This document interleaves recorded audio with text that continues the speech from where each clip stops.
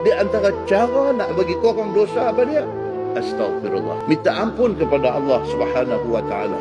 Dalam hadis kursi ni, Allah Subhanahu wa taala bagi tahu, Nabi habaq dekat kita, Allah kata ada satu hamba aku dia buat dosa. Dia sedar. Bila dia sedar, terus dia kata, Ya Allah ampunkan dosa aku. Ya Allah ampunkan silap aku. Bila dia kata aja macam tu, immediately Allah jawab. Tuhan kata ini hamba aku. Dia sudah buat dosa. Tapi dia tahu, kata dia ada Tuhan yang ready untuk ampunkan dosa dia. Dia sudah buat dosa dan dia tahu kata ada Tuhan yang boleh ampunkan dosa dia, dan Tuhan itu juga boleh menjatuhkan hukum kepada dia. Kalau Tuhan mau, Tuhan boleh jatuh hukum dekat dia. Tuhan tak ampun dosa dia, Tuhan jatuh hukum kepada dia. Kalau Tuhan mau, Tuhan boleh buat macam tu. Hamba ni tahu kata Tuhan boleh buat lagu tu, tapi dia minta ampun kepada Allah Subhanahu wa ta'ala. Kemudian dia kembali buat lagi dosa yang dia buat tadi. Menyesal pula kali kedua. Menyesal pula kali kedua. Dia kata, Ya Allah, ampunkan dosa aku.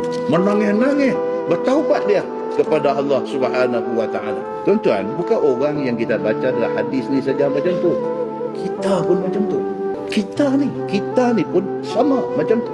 Ada dosa yang kita buat berulang-ulang. Dosa kita cakap bohong dengan mak kita, kita cakap bohong dengan ayah kita, kita cakap bohong dengan isteri kita, kita cakap bohong dengan anak kita.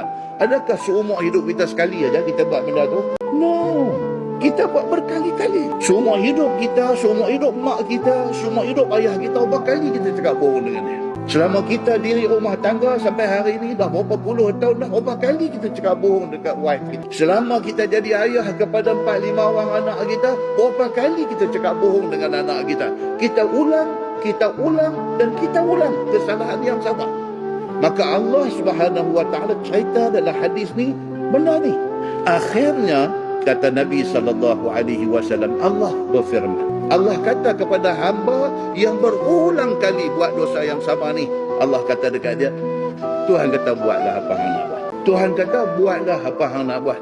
Hang buat kesalahan yang sama bukan sekali, bukan 2 kali, bukan 3 kali, bukan 4 kali. Hang buatlah. Tuhan kata apa yang hang nak buat. Tuhan kata aku tetap akan ampunkan. Dia nak cerita dekat kita apa dia? Sifat pengampun Allah Subhanahu wa ta'ala ini infinity. Dia tak ada limit. Cuma Tuhan tunggu kita minta ampun.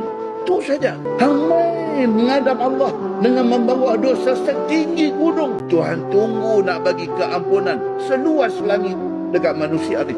Allah Subhanahu wa ta'ala, dia punya sifat pengampun dia tak ada pada manusia.